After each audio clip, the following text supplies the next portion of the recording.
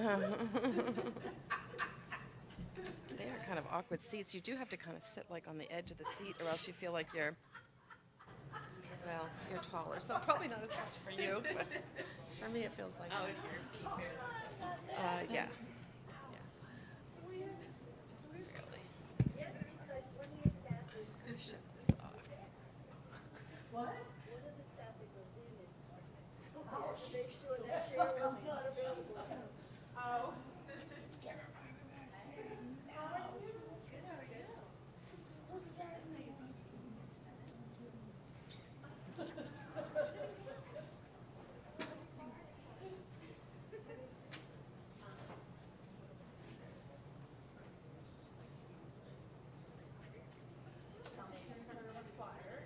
There's also a whole group of nurses that are coming because they want to.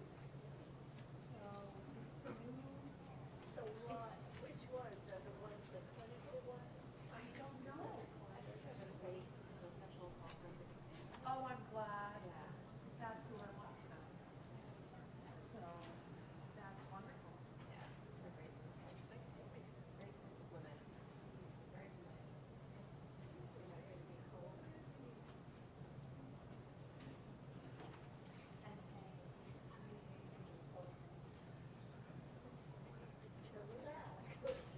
She will. That's fun.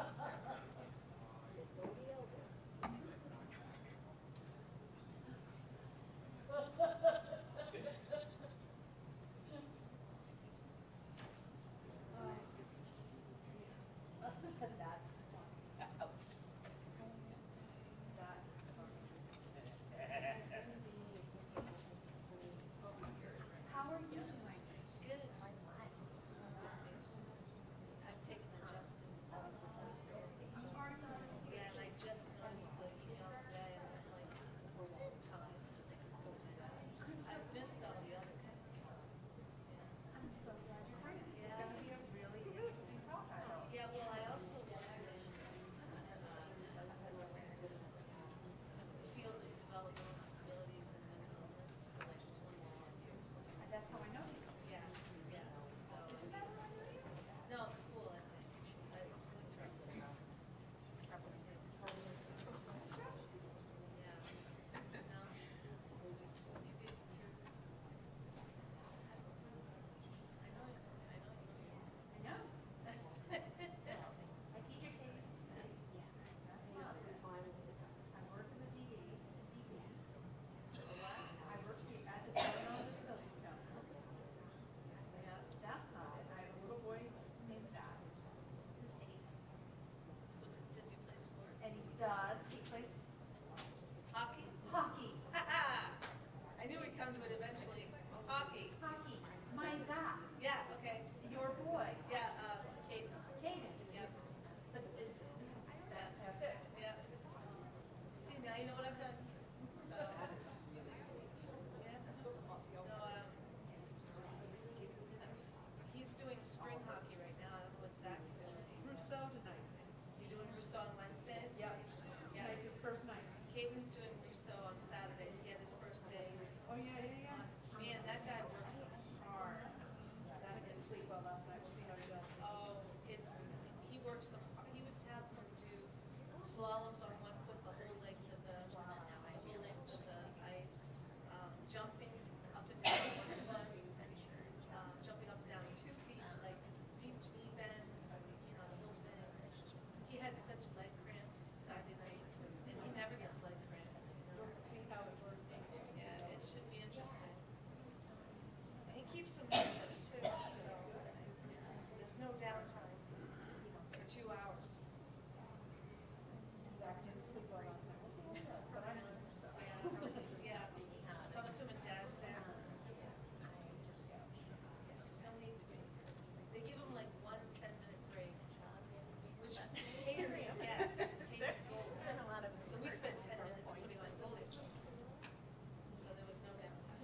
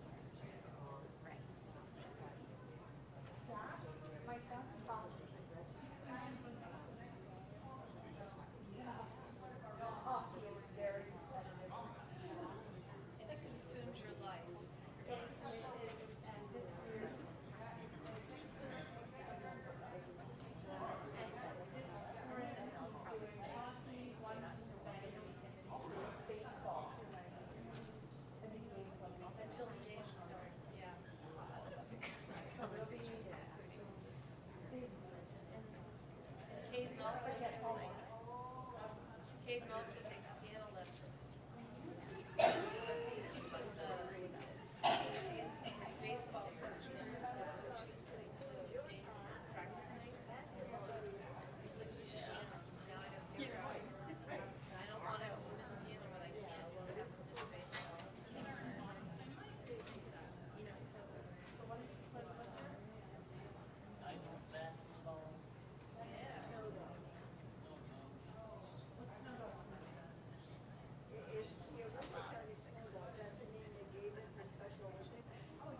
We have so many players that we have 3 teams.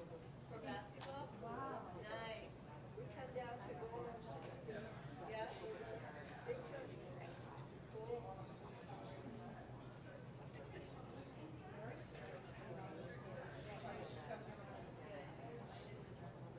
Sit here to listen. Tables have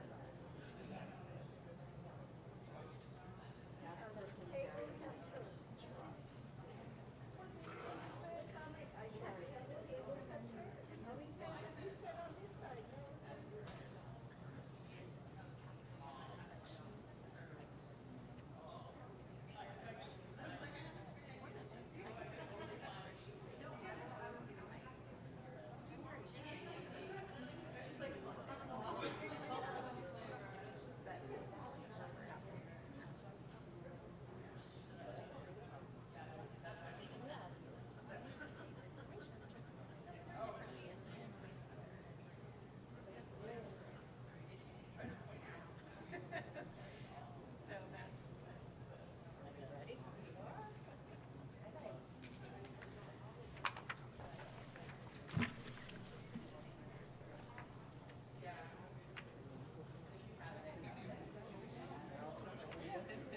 I'm just trying to shake you up a little bit. Can't do it. Yeah, you wait.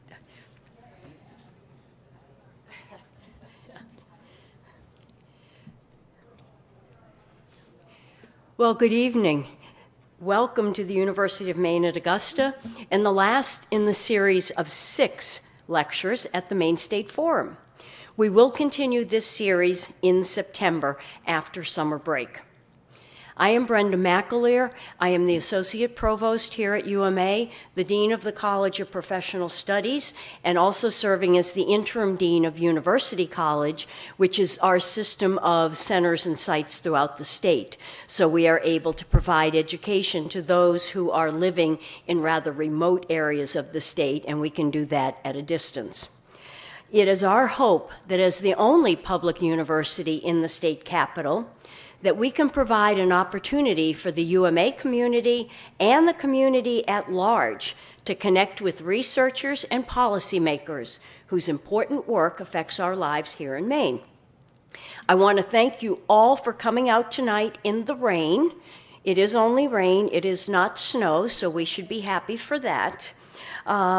We are going to have a special forum on sex crimes against people with intellectual disabilities.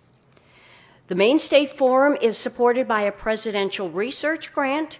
The series is coordinated by Professor Mary Louise Davitt, who is a resident on our Bangor campus, and sitting way in the back in that lovely blue jacket, Assistant Professor Sharon McMahon Sawyer of the Justice Studies program here in Augusta.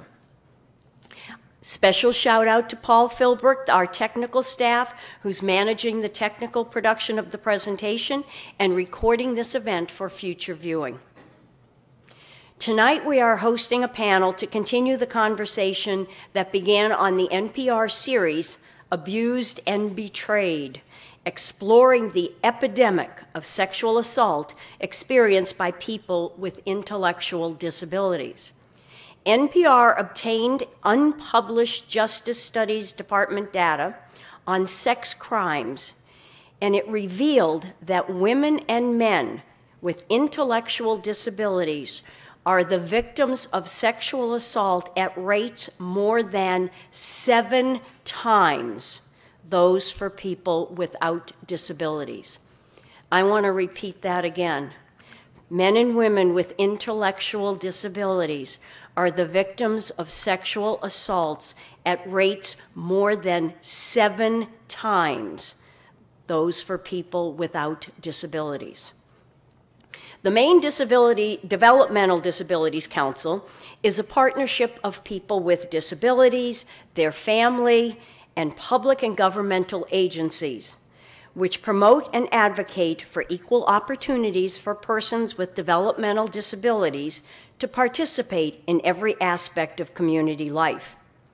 MDDC heard from people who wanted to know what's happening in Maine, and they worked with UMA to put this program together. The panelists have many years of professional and personal experience that they're going to generously share with us. Our goals tonight are to increase awareness of people with developmental disabilities' risk of sexual exploitation, and to increase our community's ability to respond to and prevent abuse from occurring at all. Starting to my immediate right is Donna Strickler, who is the Executive Director of the Sexual Assault Crisis and Support Center. She has been working in the area of prevention and intervention of sexual violence over 28 years. She's been involved in many different areas relating to this form of violence, and in the last 6 years has had an increased focus on very vulnerable populations, including children, the elderly, and people with developmental disabilities.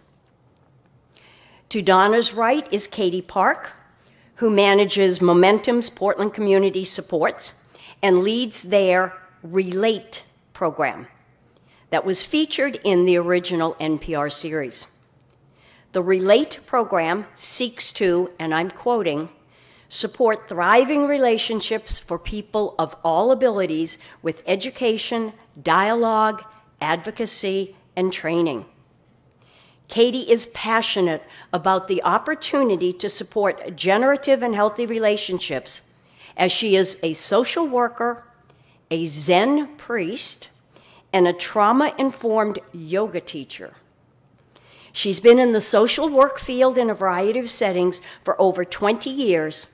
For the past 13, she's worked in direct support as well as case management for both children and adults with developmental and intellectual disabilities. Katy is committed to equipping and empowering people of all abilities to live fulfilled lives creatively and relationally. To Katy's right is Nancy Cronin, who has served as the Executive Director of the Maine Developmental Disabilities Council since 2013.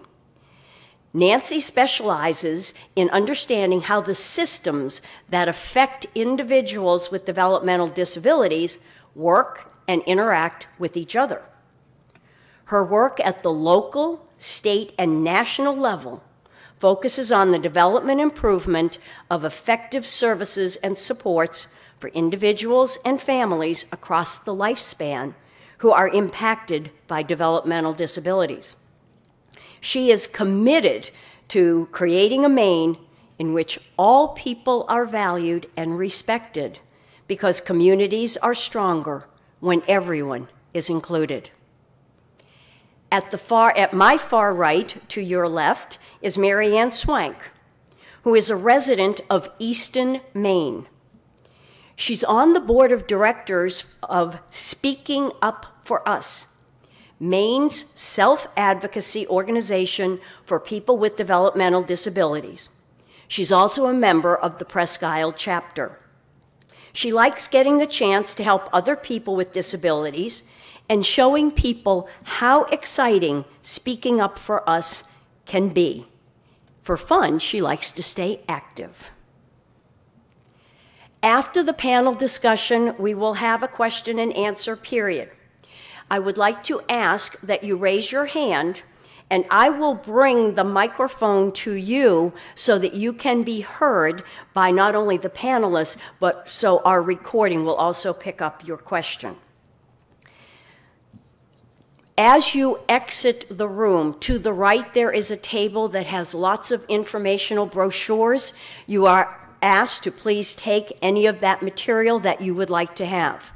To the left is material that we have here for display, but please don't take that. You can instead, outside, have a cookie. Okay.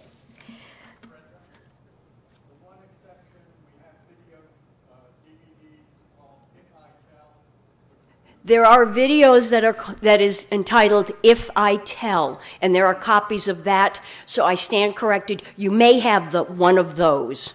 That's it. But you have to pay for it. Oh, but you have to pay for it.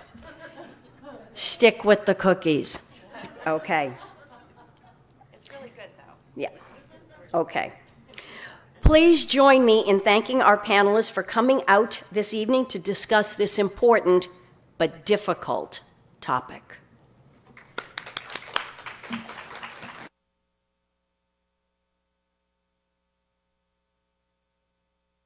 No? Can you hear me? There, now you can. I don't trust myself to not move around, so I'll hold it. So as she said, I'm Donna Strickler, Executive Director of the Sexual Assault Crisis and Support Center, and I'll just tell you real briefly about what kind of services we provide. We provide 24-hour confidential support services for victims and their families who have been affected by sexual abuse, and that's any kind of sexual abuse, and also just the significant others in their lives. In addition to the hotline services, we also provide one-on-one services. We provide advocacy within school systems, basically anywhere somebody that might need an advocate in order to help them and be supportive through an issue relating to sexual abuse. We also have support groups for survivors, including support groups for survivors who may have some form of disability that may be more challenging for them to be in a regular support group. We also provide that as well. We also provide crisis intervention and information. And also we provide advocacy through the systems. We're going to be talking a little bit about the systems and some of the issues as it relates to systems coming together when there's been sexual abuse of somebody with a disability, or quite frankly, anybody, where it relates to sexual abuse. But we help provide support services through that entire system. From the time somebody might show up at the hospital with needing a safe exam. I thought the safes were going to be here, but I don't recognize any in the room. If you are, please raise your hand. But so even through that process, a hospital process, all the way through a criminal justice process. We also have now a Children's Advocacy Center, better known as a CAC. And within that Children's Advocacy Center, we provide specially trained forensic interviewers who are able to interview children and also people who are over the age of 18 but who have a disability that puts them at a different age level below 18. And so what this process does is that instead of somebody having to tell their story over and over and over again because you're being interviewed by DHHS, by law enforcement, by medical, etc. They get one interview, and it's done by a specially trained, trauma-informed forensic interviewer, while a whole team of folks, that being law enforcement, DA's office, etc., are watching in another room. And when this happens with somebody who has a disability, we also bring in special resources oftentimes because there may be different needs that they have. And so through that process, the child or the person of disability not only doesn't have to tell their story all those times, but they get the resources right then and there. And then there's follow-up, et cetera. That's one of our newest programs. One of the things that was asked of me was, is there really an increase? Is it really happening that often? And from my experience with those that we're working with, I would say that there's definitely large numbers. Whether or not it's happening more often or it's that more people are coming forward is difficult to know from our perspective. The same thing has happened with sexual assault reporting. Every time that goes up, somebody, says it's happening more, but what we really do think sometimes is that more people are coming forward because we have people like this at the table who are aware and know and understand and are recognizing more. Having said that, not enough. We know that it's still one of the most underreported crimes overall. Sexual assault is one of the most unreported crimes, but particularly when it comes to people with disabilities. And there are many reasons for that, including the difficulty in recognizing the sexual abuse in people with developmental disabilities, but also people with disabilities may be less likely to be taken seriously. We were just talking about that a moment ago, and whether or not somebody would consider them credible, or maybe too difficult for them to go through a process. And so sometimes people just, quite frankly, aren't held accountable, sometimes for those reasons. In addition to that, it's accessing services to make a report in the first place. For example, someone who's deaf or deafblind may face challenges accessing communication tools, like a phone to report the crime to get help, just something as simple as that. Some of the reasons that we think that the rates are so high is also some of those challenges, the verbal communication, lack of language for body parts, we were talking about that, the acts, how they're interpreted by the person that's experiencing it, and the high risk of abuse by family members and staff. There's always power dynamics involved. Just as there is with any kind of abuse, there's a power dynamic, but as you can imagine, with somebody who is experiencing this and has a disability, and how much more of a risk that can be. They may be at risk for all kinds of crimes, but particularly this crime, and the more research that's done, we're finding that that's true. Someone who needs regular assistance may rely on a person who's abusing them for care, so it's really hard to tell, because they're also sometimes afraid that if I tell, who's going to take care of me? That's a big one. The perpetrator may use power to threaten, coerce, or force someone into non-consensual sex activities. Many people with disabilities may not understand or lack information about the healthy sexuality and understanding consent. We go into schools all the time and talk to children about consent. And we were just, again, talking about the similarities in that, and having people understand what consent is, and also how to communicate consent, receive consent, and also still having the ability to consent, because they have a right to consent. And so the boundaries can get really blurred, which makes that much more challenging in order to report, and also in order to hold somebody accountable. But it's crucial. Consent is crucial, and I think that that some of my colleagues here to my right are going to talk about some of the things that are happening to help have people understand what that looks like. Obviously, we know that people take advantage of other people who are vulnerable, whether it's a child or somebody who has a disability. One of the ways that our agency is working to make systemic change is by working with multidisciplinary teams. We think that is so, so important. We cannot be in silos. It has to be done together. One of the ways we're doing that with the MDTs, multidisciplinary teams, is we include law enforcement, DA's office, mental health professionals, and advocates who all come together, and we talk on a regular basis, a monthly basis. We talk about this as an issue, along with human trafficking and other kinds of things, but we actually have case reviews. So if something comes before us, we're working with somebody, and we all then sit down and talk about that person in a way that is totally respectful and meets all the confidentiality rules and all those kind of things with releases, but so that we can all together figure out what are the needs of this person, what do we need to make this better for him or her, and also how do we make sure that we have filled any gaps that might be there, because trust me, they're there. And how can we do this better? And so we do that on a regular basis, on a monthly basis, actually. So one of the ways that the community, all of you, can help us do our work is through referrals. When you know who people are, that's important, because if you don't know who to go to or who to talk to, they're not going to get their needs met. So that's one of the ways, is just being aware. You being here tonight is being aware of what resources are available in your community for people who are experiencing this. And the reality is that everybody deserves to be cared for and supported and have their needs met. So thank you all for being here, and I promised I would not talk too long, so I'm going to stop and pass it to my right.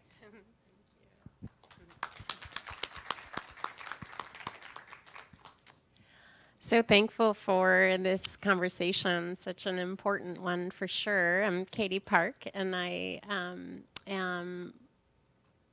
manage a community supports program in Portland for Momentum, and also am the lead of this Relate programming, which is supporting healthy relationship and sexuality specific to folks with intellectual and developmental disabilities. So, as was mentioned, I've worked with this specific population for now, I guess, 14 years, and started in direct care with children, transitioned to case management with children, and then worked in adults case management, and have been with Momentum for over 6 years now, managing the community supports programming. So I had the opportunity to kind of really see development over time for a lot of folks. And one thing that really came to my attention several times over the experience that I had with case management was that several of the students that I was supporting had been given the opportunity to participate in sex ed classes and had not been supported in that, and partly because parents or guardians didn't trust that the setting would accommodate their particular needs, and which may or may not have been true, but that definitely is often a neglected conversation for folks, or a space to acknowledge that there's a need for that information. And so in really over the course of the last 3 years, through various experiences that I had in working with folks that I work with in Portland, that it came to my attention how much folks are struggling in relationships. I mean, this has been an ongoing awareness, but in the last few years is when I felt like it was really important to assert more space around looking at these conversations that didn't seem to have space to be had, specifically around sexuality. So I worked with Catherine McLaughlin, who's kind of on the forefront of this field, and who developed a really comprehensive curriculum that I was trained to work with, as well as a staff training to kind of support staff in having these conversations, and partly out of my own recognition that it's a tricky conversation for any of us to hold space for, and encountering countless team meetings where this topic was not broached, and partly because I don't think many of us have the skills to have conversations around sexuality, just haven't been given those tools. And knowing too that, folks maybe would want to be talking about these things, but often staff's hands are tied as well with knowing how is it appropriate to respond, is it okay, will guardians or parents be okay if I support these conversations? So really wanting to support staff who are working with folks to know how to hold space for these conversations, to normalize sexuality. That's something that in my training specifically with Catherine, and she kind of worked with self-advocates and for many years. And one of the things that was clear through her work, and as I've kind of had a lens to look at the folks that I work with and kind of have these conversations with them, that many folks have been told implicitly or explicitly that they're not sexual, and partly by nature of not creating space for any of these conversations, that's a strong belief that a lot of folks have. So, so really looking at the myths that a lot of us carry, and for what, for a multiplicity of reasons, to kind of that's often a starting point, is we're in human bodies and we're sexual. So let's talk about it, right? So creating space to really talk about it. So I feel like that is a big part of what Relate and the work of Relate is committed to, is creating supported, safe spaces to talk about it. And so one of the things, too, that I'm so aware of, if we avoid the ultimate conversation, right, of sex, then we miss all these other important conversations around consent, communication, healthy and unhealthy relationship, what do those look like? Really, really slowing things down and like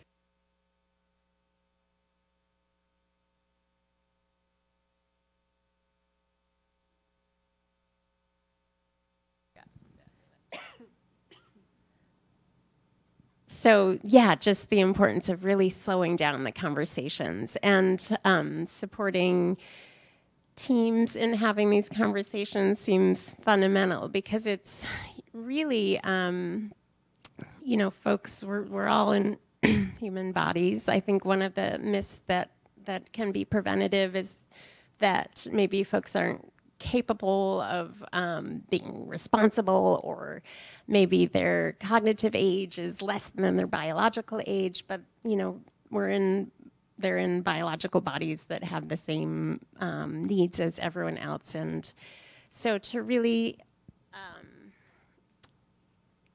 support the normalization of these conversations, which I don't think is easy for most of us to talk about sexuality, but just the importance of creating those spaces. So so I think, again, it's what additional needs do I see for prevention and responses? Starting these conversations really young, like really early as we can, to kind of allow people to be empowered to know their bodies, to know what's okay and what's not, and to give them the tools to make responsible and safe decisions and identify when their boundaries have been crossed. I think it can be really confusing when you have people caring for you and maybe crossing so many boundaries. But if you're not given a sense of, your body being your own, and you get to kind of decide what's right for you, then those, the gray lines get really gray. And I think, folks have communicated countless times in ways that they've been violated, but they don't even maybe have the language to know that that's not okay. So really supporting them trusting themselves and finding their own voice around what's okay with them and what's not. So I think, continuing to have these conversations will be fundamental to supporting folks in being more empowered. So I think maybe that's okay for now.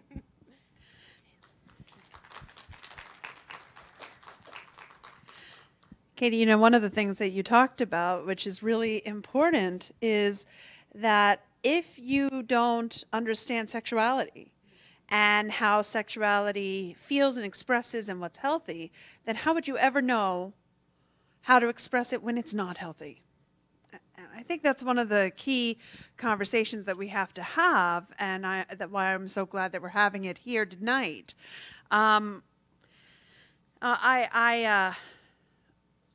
There is one of the things that makes this population, people with developmental disabilities, so incredibly at risk, is that there is a desire for some, but on the whole, for people not to want to think of people with developmental disabilities as sexual beings.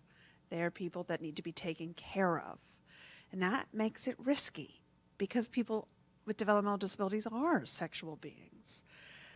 So I think one of the things that Momentum is doing, which is so incredibly important, is teaching people what's appropriate and sex education about their own bodies and their own language. But that's one of the key pieces of vulnerable. And there's lots of other other issues. I'm going to tell you a few stories that I've experienced through people talking to me. A mom called me, and she said, my son, who has autism, who is nonverbal, was at school, and the school called me, and he was in the bathroom with his ed tech, and apparently the school found both of their pants down. And the school called me to let me know what happened, and I don't know what to do, because now they won't tell me any information. And I thought, okay. So they're not telling you any information. What's happened? Well, we know he's been fired, and now they're not talking about it. Okay. So here's this mom with this child who is nonverbal or has limited communication skills, and now she has this child coming home, and she doesn't know what to do. Does she go to a psychologist and somebody who knows how to treat somebody? Let's make the assumption that there's a lot of people who are psychologists who know how to provide treatment to people with developmental disabilities, which is an assumption in itself that it's largely minimal, if not true at all, at least minimally true. But we don't know if anything happened. One of two things might have happened. This guy might have been a jerk and done something really bad. That might have happened. This guy might have been really stupid and not known that it's not appropriate for him to go to the bathroom at the same time with this kid.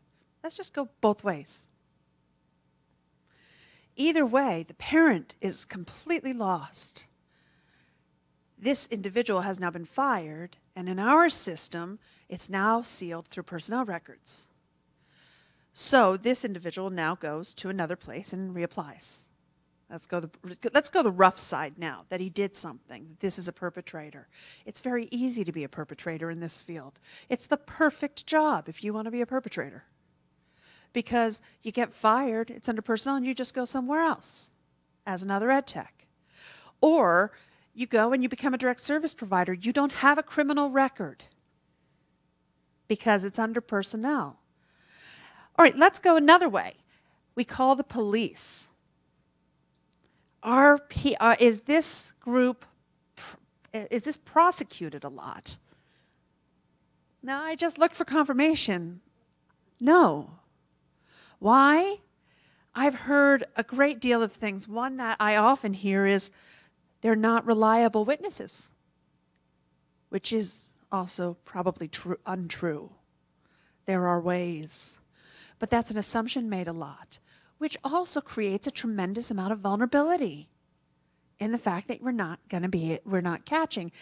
So if you put together the fact that these are folks that we as kind of a large we, not in the individual in the crowd, largely people are not comfortable with thinking that individuals with developmental disabilities are sexual beings at all,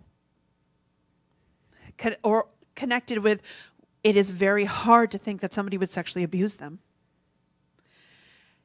Third, there's not a lot of data because oftentimes we are not able to prosecute effectively.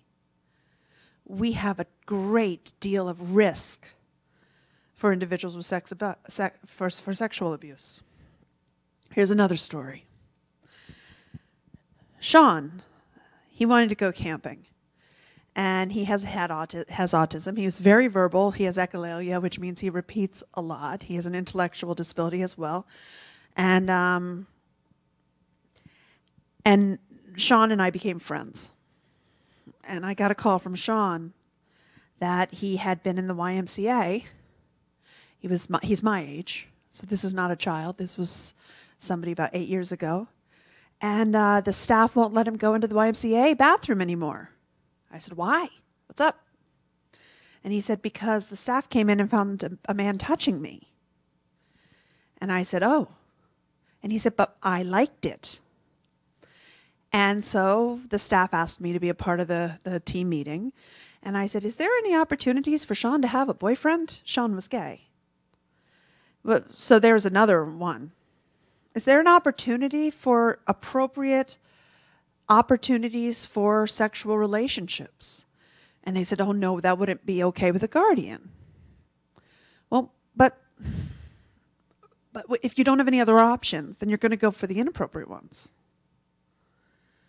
So there's another situation. And if you're not talking about it, then, I mean, was Sean abused? I believe he was, actually. I don't believe it was a consensual relationship in the way that I experienced sexuality, and I would like Sean to be able to have that. I want him to have that kind of closeness. All right, here's another one.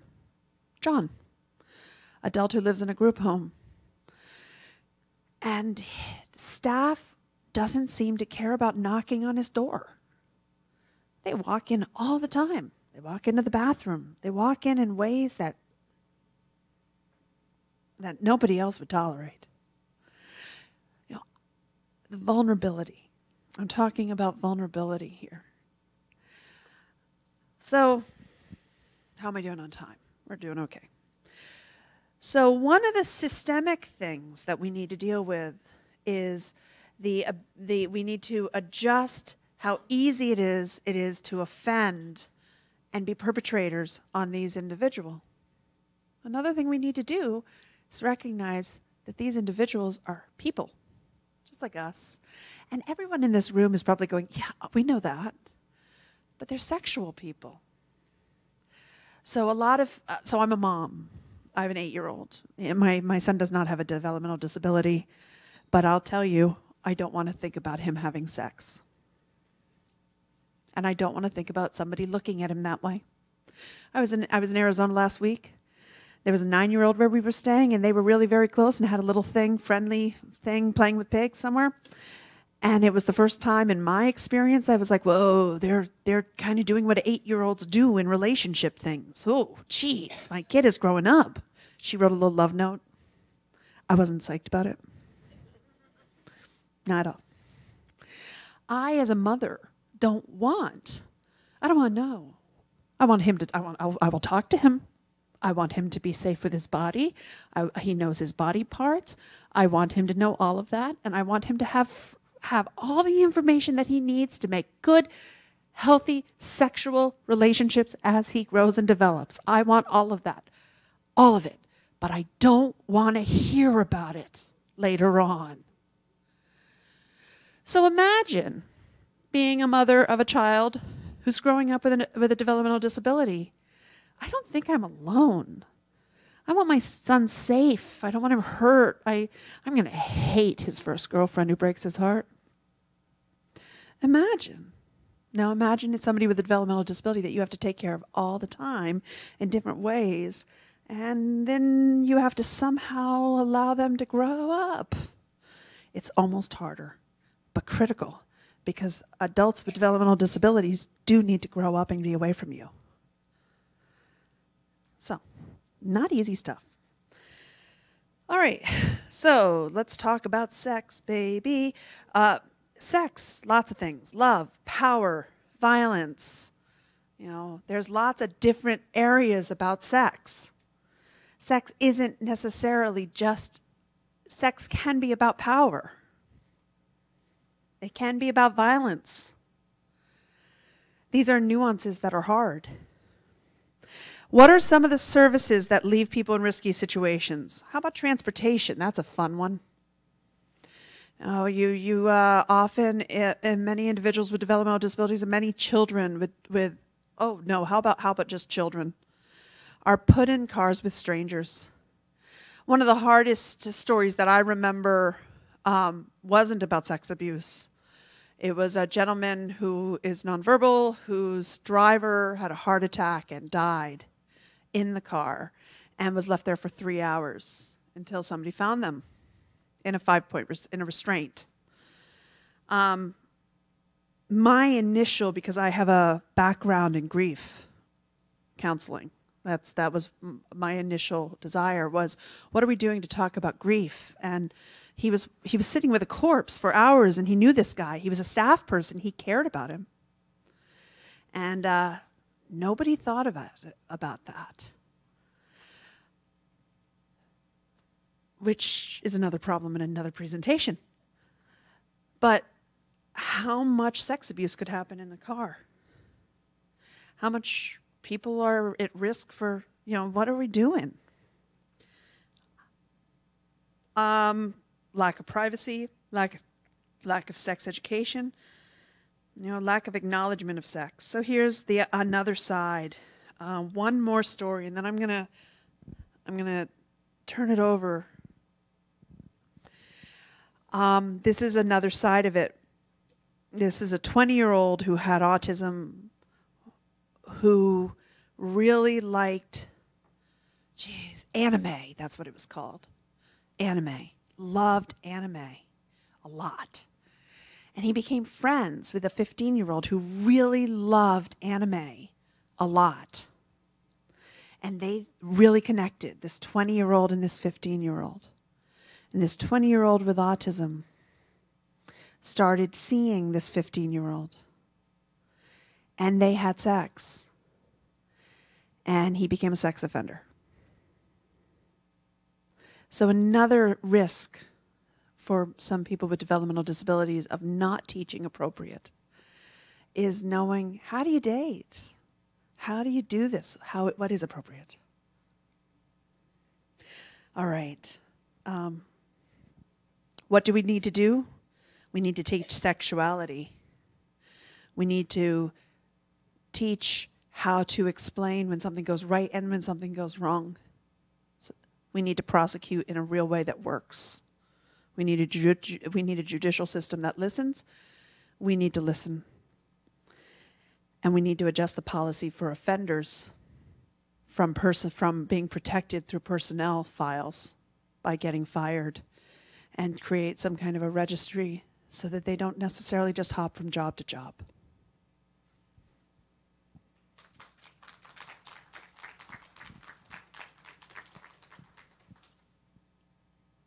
Yes, speaking on what you were saying, we need to stand up and we need to have people that's going to speak for the people who have disabilities. I know a friend, and I have a friend, who has a disability, and he's been abused, but nobody believes him because he's a drunk.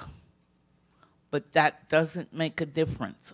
I used to be a drunk, and I've been abused, but I pulled myself out of it. But it took a lot of effort, a lot of time. And I know how it feels when somebody says you're lying, or when somebody doesn't pay attention to you. I've done a lot of things in my life that made me feel good, like right now. We need to push people into listening more, doing more, even with the ones that have a disability, to speak. You can't understand what they're saying. Take time and understand. Take patience and understand. Because they're only trying to tell you, when they cuddle up to you, and they won't cuddle to this person, you figure out why. When they cry or have a fit because you left them and they're stuck with this person, you figure out why. Because they're trying to tell you in their own way. They've been abused, but you need to listen. If you don't listen, it's gonna go on. And we can't let it go on. We need more people out there like you to get our point across. Listen and help.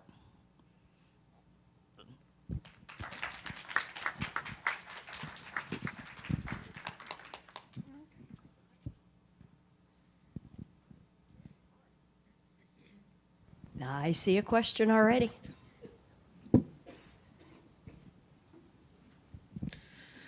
I was wondering when you were talking about.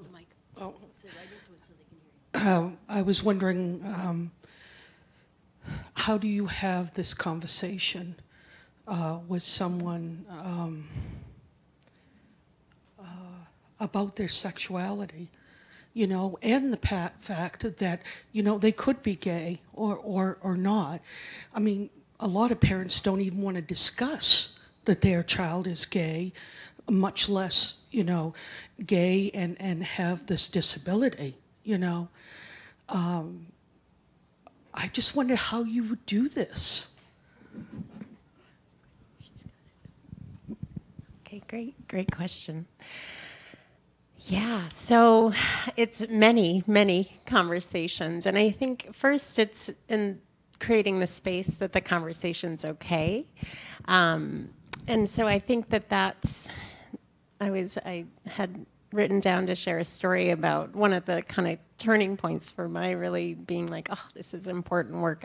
Even though I had my own resistance to being a sexuality educator, working with this couple who attends the community supports program that I manage in Portland, who had been together for 6 months, and there was a lot of resistance on both sides, of his guardians and her guardians, to even entertaining the idea of them having private space to explore their sexuality together. And she has significant trauma, so there is a lot of fear around her ability to articulate her needs or her limits or her, so instead of, you know, a willingness to have those conversations, there was just a lot of resistance. So it took a good half a year, almost a year of meeting as teams, so bringing teams together to talk about the fears and the, you know, what would, you know, support everyone feeling good. And part of it was running through this curriculum with the couple around. So in the curriculum I use doesn't leave any conversation unhad in terms of sexual orientation and, you know, kind of opening up these conversations. So it requires just space holding for the conversations and knowing that there might be resistance and to, I think also, you know, a lot of why it's not talked about is out of a sense of teams or guardians or parents wanting to protect, right? So to be empathetic and sympathetic to that, and also kind of help walk through the myths that that does keep them safe, because it doesn't. So building trust, I think, and some patience, and also really supporting the individual with identifying what they want. And so that it takes time, I think. You know, it's not an overnight solution. It's a kind of a willingness to hold space for conversations that can get a little messy and tricky. So I don't know if that helps.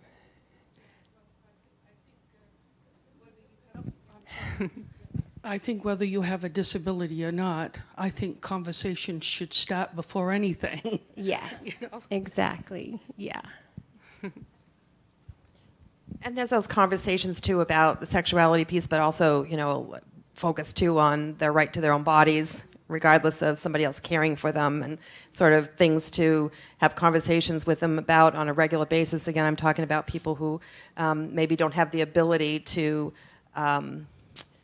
clearly say no or that sort of thing, but having those conversations on a regular basis about their experiences and who they've been with and what's happened, and having those difficult conversations sometimes, almost role playing, you know. So if so-and-so was talking about this, what would you say, or how would you say it, or how would that make you feel? And I think that we don't have enough of those conversations with our children now as it is, but also people with disabilities as well. As I think it's really important to have those kind of conversations, almost a role-playing sort of thing, so that they can be maybe better prepared, and also understand that if something happened, that they would come to you, that they would have that conversation with you, because you've already been having those conversations all along. It would be less likely for them to keep it to themselves. And just to mention another useful tool, I think, is using media. So like watching a show together and seeing even just like a dating relationship, or really, I think the use of media can be really helpful to kind of say, oh, what do you think is happening there? Do you know, and just kind of as a conversation starter. It's useful.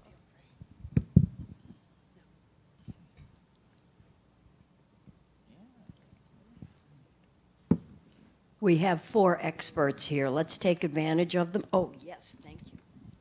I just wondered, you said something about it being a personnel issue and files sealed. Is this a common practice? Is this just in disability cases? Is this in general? Like, I'm sitting here thinking of my kids at school working with ed techs that have files sealed that nobody knows about. Anyway, I just wondered, is this a across-the-board thing? Can you help me understand that a little? I'm not a lawyer, and I'm wishing that a couple of the lawyers in the audience, and if they were willing, they could raise their hand and we'd give them a microphone. But yeah, thank you, Stacy. So the employer's probably just trying to protect their own liability and I think it gets particularly complicated in situations like school settings and other settings where people might be members of unions, so there's additional requirements of confidentiality and that sort of thing. I know that if I let a staff person go in my office, I have to be very careful about why and how and who and all of that information. So it's a different set of laws. Those laws were developed to protect the employer and the employee. Nobody was thinking about this kind of a scenario.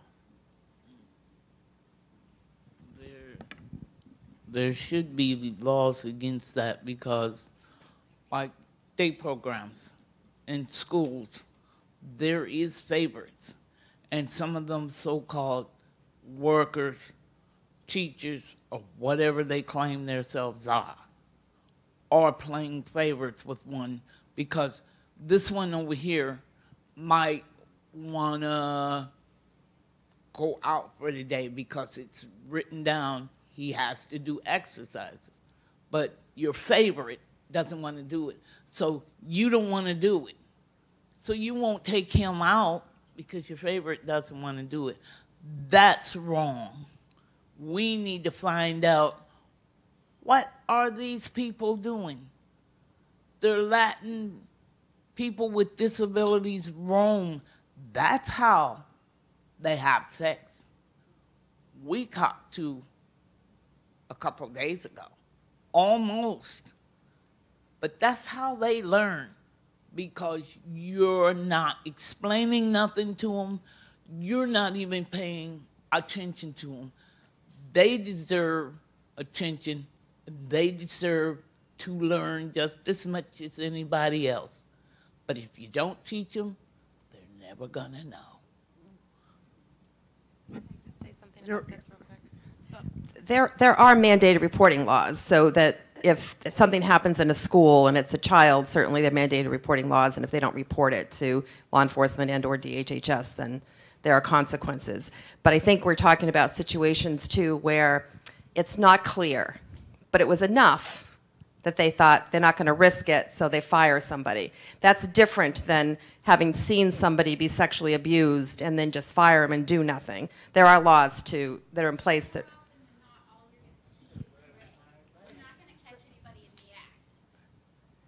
That's why I guess that worries me. You know, nobody gets caught. You have things that you're pretty sure you know what's going on, or you have some concerns, and to just let it go. Agreed. That is the number one fear of parents. Yeah. I think we just heard that too. I think we need to something in legislation. A few years ago, we had a bill to study it, and then it got studied, and then the legislature turned over, and that report is sitting somewhere. We need to.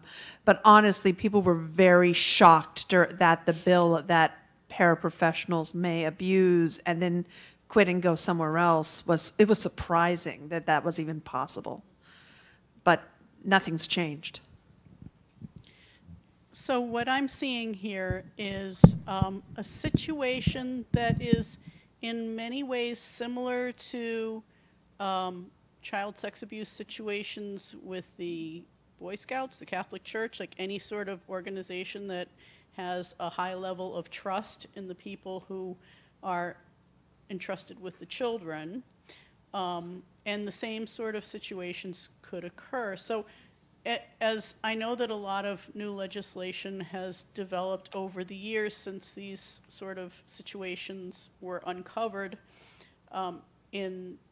for child abuse. So has anybody introduced legislation to expand that out to people with disabilities in Maine? Not that I know of. Okay. Thank you. There's a few pieces to that, I'm just going to say, because there's also that line between a person with disabilities having a right to have sex. And so one of the things that has happened in the past is conversations around making, almost it sounded like making that illegal, you know, because anytime you have sex with somebody who is vulnerable, then that means it wasn't okay. And so we have to be really careful about how we legislate. I agree that there needs to be things in place so that those kind of things don't happen, like something happens at a school or at some other place where they're being cared for and then they just get fired and move on. We don't want that. We just need to find ways to legislate that doesn't legislate against somebody having consensual relationships. And there was something put in some time ago that's exactly what that looked like. Like they don't get to decide. We don't want that either. Well, and one more piece, which is guardianship. When an adult is under guardianship, the guardian gets to make a lot of decisions. They have lost their civil rights. They've lost a lot of rights. So that's one of the arguments against full guardianship. You know, being able to ensure that people have the right to say, no, I want a relationship with this person. You know, and we don't think of guardianship that way. We sometimes, it's another thing that people think of guardianship as being something that's protective. But truly what's protective of people is when they're connected to lots of people in healthy ways. Okay. I was wondering, is there a law in the state of Maine that if someone has mental disabilities, if they have someone that looks after them, like, you know, Caregiver. Well, no, I'm not talking just a caregiver, because anybody can be a caregiver, but I mean, are these people being like watched over, you know? Yeah, like a guardian. Yeah, well, no, not a guardian, but someone from the state saying, I think I'm, you know, I have this list, and I need to go check these people and make sure they're all right. Does that exist? Do you want to take this, Dennis? Hello, my name is Dennis from Momentum, and one of the requirements from a provider of Maine Care Services is that we do background checks, and if a staff member, a potential staff member, during that background check it comes up that they were accused, not accused, but help me out, Stacy, I'm lost of the word. Substantiated that they were someone was abused, or they caused abuse, neglect, or exploitation, then we as a provider can't hire them. I mean, that's all Mm-hmm. right. Yep. That's not the point of my question, and I guess Okay. I tried to answer Yeah. it. Well, Let me break this down. Here. I know what you're saying, a regulatory. I want to know if you live in Maine and you have a mental disability, that the law protects you. I mean, that checks on you, and not after something has happened. Right. I would say, sorry, do you want to? I was just going to mention that there's, so folks who have a diagnosis are eligible for case management services, which seems like can be a pretty steady kind of presence to kind of check in over time and make sure the individual is happy with services and receiving the services that they need. That might be the closest thing if I'm hearing your question. Yeah. Go for it. As a DSP, and it's a direct support professional, so I work with intellectually disabled people every day. Our company keeps an eye and tracks on us and drops in on us unannounced. So usually it's the company that the DSP is working for that will keep an eye on any caregivers that's in their company. Right. There are a lot of different companies with different policies, and some are outstanding. You've got one on stage. The fact that Momentum is leading this conversation in the nation speaks very strongly to them. But the answer is there a large oversight? There's case management, yes. There's DSPs, yes. There's other systems, but none of them are going to really work until we know the signs and are able to hear and recognize sex abuse. That isn't so even though there is a system of care, without knowledge of the signs, protocols, understanding of what to do next, then it's incomplete. Is that about right? I think Mary Ann had something she was going to say before. Did you have something you were going to say before, Mary Ann? I think I cut you off.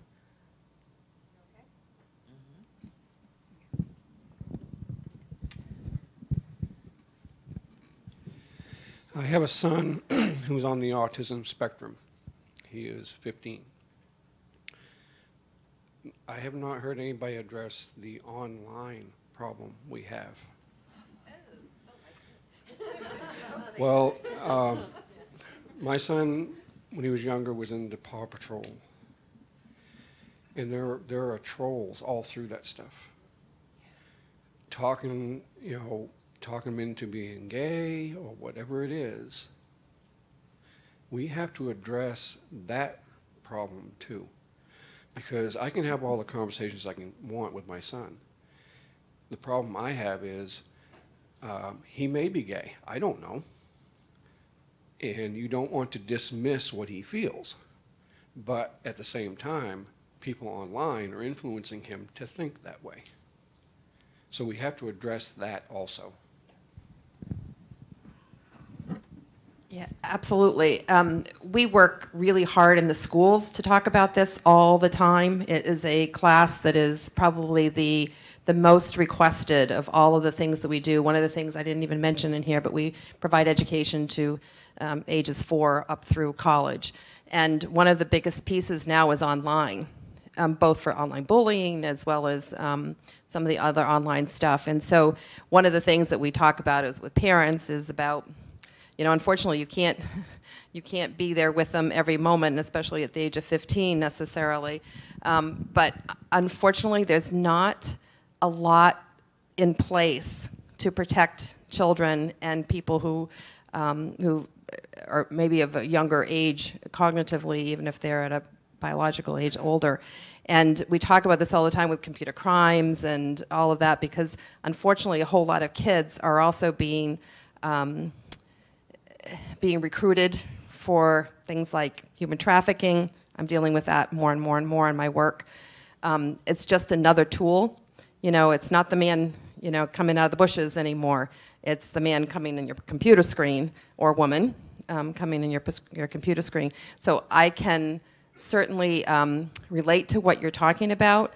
Unfortunately, there's not a lot of things in place, and we talk about it all the time. All that we can do is talk to our children about safety and the reasons why, but it's really hard to talk to a 15-year-old who has no other kind of things other than being a 15-year-old, you know, so I understand how challenging it is, and the only thing that you can do is be mindful, which you already are, and unfortunately you have to constantly watch, you know.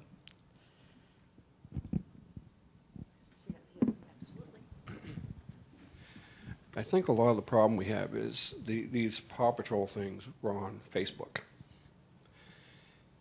These social media sites need to be better policed. You know, we've seen all the things that are going on with Facebook now. The kids are being left behind because it's not only Paw Patrol. There's several other things that these people get into pretending that they're young kids and they're developing relationships with kids online. And I told my son many times, the person on the other end of that line may be 40 years old. You don't know. The furries. Yeah, furries. And, you know, there's several things that young children are really interested in. So we need to get social media on board and saying, okay, enough is enough. I complained to Facebook, and it's still on there. It's just, there's all kinds of things that are allowed online. It's a free-for-all. So legislation needs to be passed somehow to regulate that part of it. You know, you can't just throw something out there on the internet and expect children to understand what they're seeing. And parents, like you said, we can't always be there to watch. You can limit the time they're online, but when they become a teenager, no teenager wants their parents standing over their shoulder looking at what they're doing. We had ways of finding out what he was doing when I wasn't there. We linked our cell phones to make sure we knew what he was doing. And when we caught him doing something that he shouldn't be doing, we addressed it. But it's, you know, you're a parent 24/7, but there's only so much you can do. You know, you either take the computer away, but in my son's case, that's pretty much the only outlet he had because he was homeschooled and he didn't have much social interaction, which, you know, part of the reason why our marriage didn't work was because of that. My ex-wife was very protective of him, but not protective enough as far as online stuff. His mother had written to me the other day saying she had caught him watching gay porn. And all this stuff started 3 or 4 years ago by just looking at that kind of stuff online. And he was being talked into or indoctrinated into that.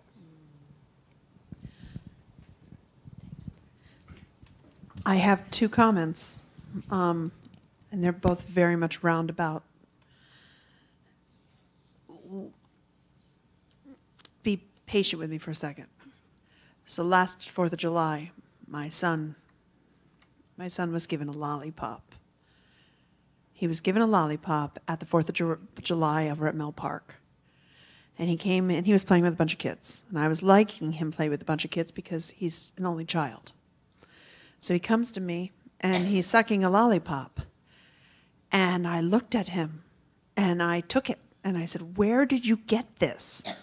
"Well, the kid gave all of us it." And I said, "You just took candy from a stranger. That's what that means." And it was probably a dum-dum candy bar. It was probably a simple one. But all I could think of was all the marijuana stuff that's going to be coming out and the lace stuff, and I wouldn't let him have it. And I put it in there. I'm like, this is my point about you don't take candy from strangers. You come to me and you ask me, and then I tell you yes or no. And I hear that story, and I'm not trying to be disrespectful at all because both can hurt your child. And it's somewhat similar. You don't necessarily trust this person, and it's equally, if not significantly harder, if that person is having trouble, if you're having trouble making friends face to face, and you think that this person's your friend and likes you, It's a vulnerability of courtship that's dangerous. The second point, though, as this is a tough conversation, and it's grim. It's hard. But when the Me Too movement happened and the NPR series came out, all I could think of was, finally, we're talking about this again. Actually, we used to talk about it. There's a whole curriculums, but they were defunded and we lost it. But now it's back. The best way to start this is making the conversation not be taboo. Because if the conversation is not taboo, then we can make things better. If there's an issue about staff people, which is probably incredibly rare, by the way, staff people are really awesome, but there's small risks.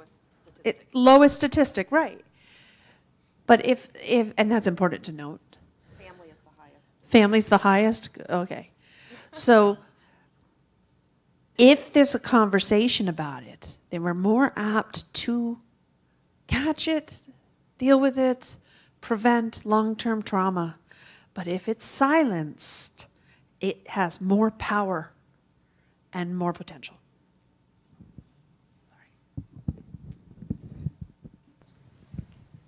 We live way up north, Marianne and I. So resources are very limited.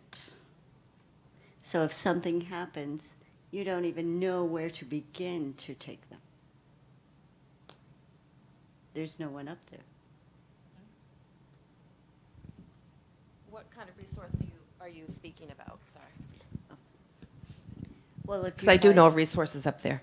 Well, you know, the caseworkers, the guardians, you let them know, and then a few weeks later they'll call you back and say, we don't even know where to begin. We don't know where to call. We don't know what to do. We don't. So there's really the resources up there. You have Hope and Justice. Mm-hmm. We have no real psychologists up there. None. Most of them have to come downstate. And then there's that added expense. There is also a sexual assault center up there, too, that's in the mental health. Go ahead. We've been there before, and from what I saw, they were better off just talking to the everyday Joe. There sorry, was that was your experience. Nothing. It was just very straightforward, and this is all you can do. We ain't got nothing up there. If something happens, oh well. If somebody does something to you, oh well. That's as close as you gonna get. If you're having a baby, oh well. Because that's as close you gonna get. We ain't got nothing there. And everything we did have, oh well, it decided to close down. So, but we need to address sexuality. We need to address children and what they are doing. We can't be around them 24/7, but we can't let them be misused either. But we can't let them misuse others either. And maybe he did. Maybe your son's seen something on television. Hey, kids like trying things out. God forbid he's not like that, but if he is, what's the problem? Help him. Be with him. Show him that you love him. But those VCRs and all that junk, I'll agree with you 100%. It's got to go because it's causing more trouble than it's worth. And we just don't have the time. We're paying more attention to that instead of helping ourselves and helping others. That's what we're doing. We're paying more attention to the VCRs, the phones, all this new junk instead of helping ourselves and helping others.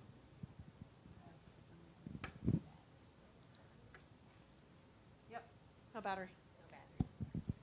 Did you finish what you wanted to say? So, I was just going to tag on, but go for it. I just had a really quick question, which was like educational resources available to people who want to take the next step. So if it's family members, teams, individuals, is there anything out there right now? Well, Paul's pointing to the back table. And, you know, there's slim pickings, and I think that I'm diving into you know, try to kind of bring those together, but there aren't a lot, unfortunately. But I think so. There's a lot of work to be done. I would say there, you know, speaking to the online specifically, no, just in the sexuality in general. Oh, here we go. Yeah, I came into the field about 40 years ago. I was 5 at the time, and there wasn't a lot on the horizon. That has changed. There are curriculum materials, but the biggest barrier is people don't want to talk about it. There are very few people like Katy who want to become trained in order to train others. And so we have these little pockets where things are happening. And otherwise, yeah.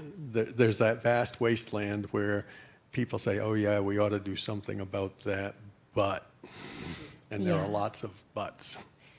Yeah, and I will say, I'll mention Catherine McLaughlin. So she, her website is disabilityworkshops.com, and she has a curriculum that's really comprehensive, some support material for parents and as well as staff, kind of online training. I know David Hinsberger has some resources. He's, it's kind of hard to come by them, I think, but if you search, oh, he's back there. He's back on the table, great. It's Circles curriculum is one that's used often, and which is also on the back table. No. So there are, you know, but I think again, both the funding, so there's not very many resources to create more resources that are available and accessible. And then people who are, I mean, probably partly connected to funding. I've been so thankful for Momentum's support in being able to do this work, but a lot of agencies don't have the resources or the passion around supporting these conversations. So, There's one more piece to this is, you know, one of the things at the Developmental Disabilities Council that we've been focusing on is health care and ensuring that individuals with developmental disabilities have appropriate health care, know how to talk about their bodies, but also having doctors know how to work with them. And that is quite challenging. Oftentimes, when behaviors change, what we assume automatically is it's part of their disability. They're having a behavior, they're having a challenging behavior. And it might be that they're trying to communicate something, or it might be that we're in pain. Either one, you know, there's other reasons for a change in behavior. When behavior changes, check pain, and then check abuse, make sure everybody's okay. But doctors need to talk about sex. You know, during transition, doctors need to talk about sex to not just, which they're not doing well, kids without a disability, which they need to do better, but with kids with a disability. You know, sex is part of our bodies.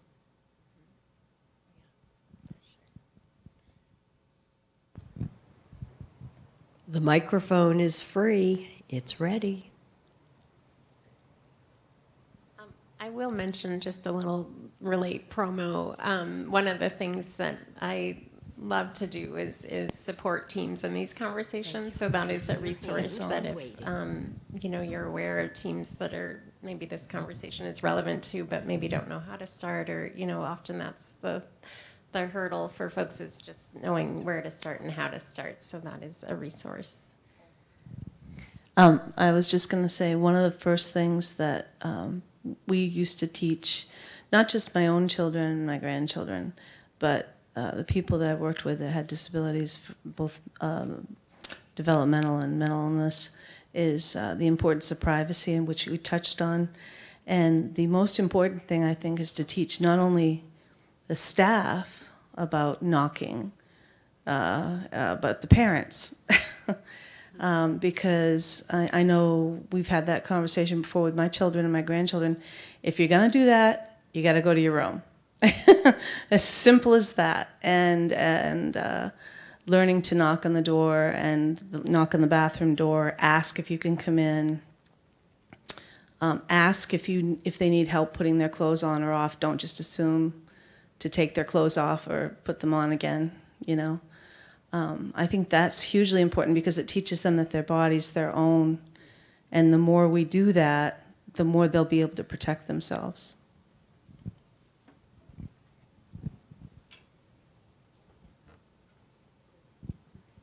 I really appreciate you saying that, because that's actually the way that they can learn about boundaries and having respect for their own bodies and recognizing that they can say, who gets to hug me? We have a big thing now. We kind of have this little campaign kind of thing going that you should never tell a child you have to hug Uncle so-and-so or what. It's the same kind of thing, because if you say that you have to and they have no choice, then what message is that? Mm-hmm. It's the same sort of thing with people with disabilities. Like, I'm telling you that I can go in that bathroom anytime I want to, or I can take your clothes off anytime I want to. What kind of message is that giving? So I appreciate you bringing that up. And I don't know the answer to this, and this is not playing devil's advocate, but we need to also, I don't have the answer to this, but there are people who rely on staff to help them with bathing and to help them with self-care in real ways. Those folks need to know they also have rights. And I don't know if anybody can talk to that at all. In ways in which some people cannot help having some people touch you, in ways that you might not want to be touched. There are. Anybody want to go there? I don't know the answer. I wish I did. I actually can touch on that. I ran a group home with people with profound mental illness. That was the apartment house. The group home was profound mental retardation and severe health issues and paralysis and immobility issues and nonverbal, a lot of observant communication. And the staff were all trained on watching the person and talking them through every act. I'm going to take your clothes off so we can get in the shower now. We're going to pull your pants down so you can get on the toilet.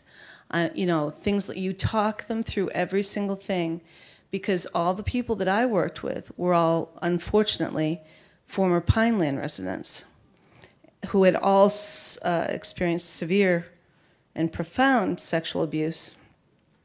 And so by talking them through every single step that you do, even though it may seem repetitive and mundane to the staff, it's incredibly important to the person receiving the care, because it calms them. It keeps them calm, keeps them from panicking, and improves their, it reduces their self-abusive behaviors and things like that when they know they can trust the person because the person's explaining everything to them.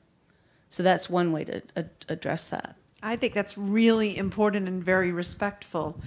I also would add that teaching or providing some kind of communication method to the individual themselves to be able to say, too much, don't like it, no. And you have the right to do that would be also important. You're right.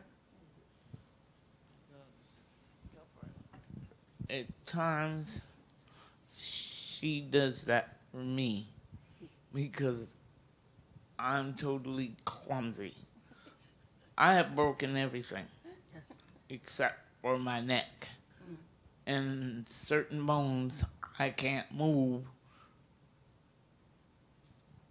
at certain times. So she has to come in. Yes, she gets the bath water ready. Yes, she does my hair sometimes. Sometimes I can do it myself. Sometimes she does it. So, yes, that needs to be addressed. People need to know. You just don't barge in and say, okay, it's time for a bath. We're going to take your clothes off. No, you don't do that. It's time. You have to go to the bathroom. We're going to take your pants down. You don't do that. That's scaring them. You need to be patient. You need to be understanding. You need to say, okay, Mrs. So-and-so, this is time for a bath. How do you feel about it? You know, get to know the person. Let them get to know you. They'll, sooner or later, you won't have to say anything. They're going to ask you. Yeah. Like I always ask dum-dum over here. But that's beside the point. But get to know them. Don't scare them. Get to know them. I was going to say we have time for one more. It might be you, Paul. Dave Hingsberger, who was mentioned before, has an excellent little curriculum called The Ethics of Touch, which is all about delivering personal care in respectful ways. Comes with a DVD of a lecture that he gives. Yeah, thank you, Paul. And I was going to say, too, that I think, you know, this conversation and conversations like these in terms of acknowledging the vulnerability and now, you know, keeping those a part of the conversation, I think, you know, even bringing those conversations to teams and as part of staff training to, you know, recognize the signs, especially for folks who are nonverbal, to have allies on the team. So that's a real awareness to be looking for changes when there aren't verbal ways of communicating, those boundaries being crossed. So. All right, I hope you all will join me in thanking our panelists for a very informative panel. And it was, yes, difficult to hear, but certainly very informative. So thanks for the folks who spoke. And I'd also ask that you thank Sharon Sawyer for having planned all of these forums and bringing us all here for these wonderful times. So, thank you.